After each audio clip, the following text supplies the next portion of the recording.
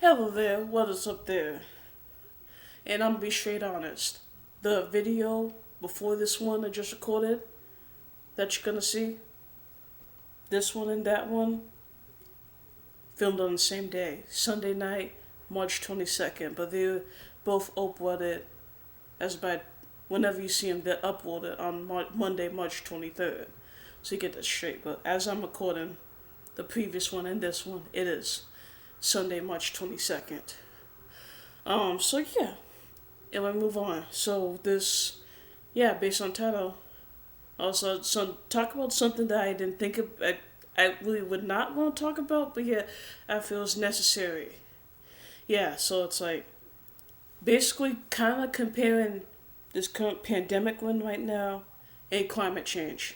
Now, let me get something straight. I'm not a big proponent to climate change. I don't really care for advocating that, but I'm not just gonna sit around and ignore it like most people do. Like, cause it's real, it's a thing, it exists.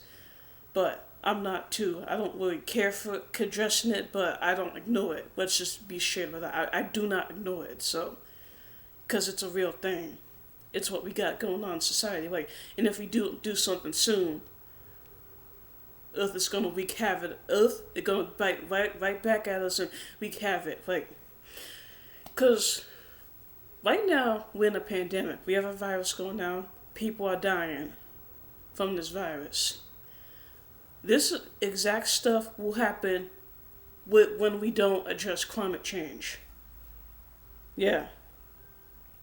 We have at least a decade until any changes in Earth's atmosphere cannot be changed.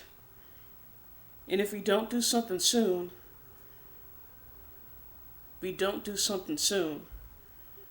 what you see right now, people panicking, told to stay indoors, it's going to be the exact same, but times 10 when that happens, whenever that may be, years from now.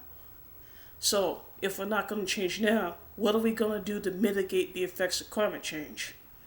Yeah, what are we going to do so the effects are not as bad? We have to be prepared. United States, not prepared for this pandemic whatsoever. I wish I knew about this virus back in January, and I did not. I wish I did, though. Because you know what? I'm not trying to be arrogant, but I'm not trying to be like that whatsoever, but had I known about this virus back in January, I would have predicted that this would become much worse in the United States, and it did. I would have been right had I known about the virus back then, and I wish I did, but no. It's poor leadership. Fail. Poor leadership. So, the lesson, take away the lesson is that we have to be prepared. You gotta be prepared. For whatever crisis might come your way, it's always unpredictable, but when crisis does come, you need to be prepared at all times for anything. This is the big takeaway right now. So, let's do something right now. Fix it. Let's address climate change. And if not, find a way to mitigate the effects.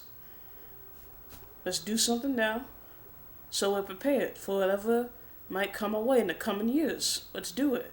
Because right now, you do see improvements in the environment right now. Because with less people out and about, there's cleaner air, the air's cleaner, and the water's cleaner. I've seen pictures of Italy, their canal in Venice and their canals, very clear water with no people in their gondolas.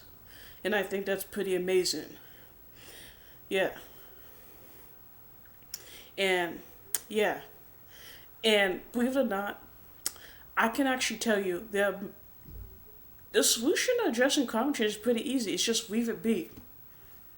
What nature fix itself, because it can do that.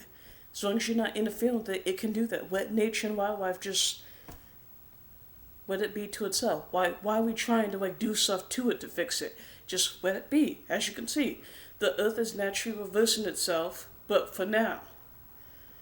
The air's cleaner, the water's cleaner, but for now. What happens when this pandemic over and people go back to their normal life? What happens? Yeah, what happens? Yeah.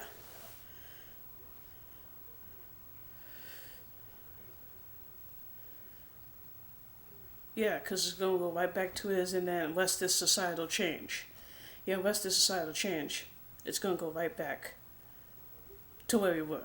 So, this change is good change out of the environment now, but it's only temporary. I wish it should be permanent, but it's not. So, yeah. And that's pretty much all I got to say. And I know this, okay, one more thing I have to say, and then to wrap this video up, this is completely unrelated, but right now, as you can see with this virus, the idea is to flatten the curve. I could easily address this in another video, but I'm just going to talk about it now. So the general idea is to flatten the curve. So that's what we're doing. That's why we're inputting social distancing, and I think that's pretty good. Like as of right now, with no treatments widely available and no vaccine, this is like the only thing we can do. But here's the thing though. If we do manage to flatten the curve, how are we gonna do to sustain that? And that's a legitimate question. Like, yes, when the curve is flattened, you do want students to go back to school, and you do want to see adults go back to work, get their jobs back. You do want society to go run again. But yet again, it's like, how could we do that, but also keep the curve flat at the same time? Yeah, because I would love to see how that unfolds. Yeah, so it's 1 minute to flatten it, but how are you going to keep it flat? But also, having people go back to normal. Like, how does it work? So, this is something I'm looking forward to seeing play out. Yeah, and that's pretty much it for this video. See you in the next one. Peace out.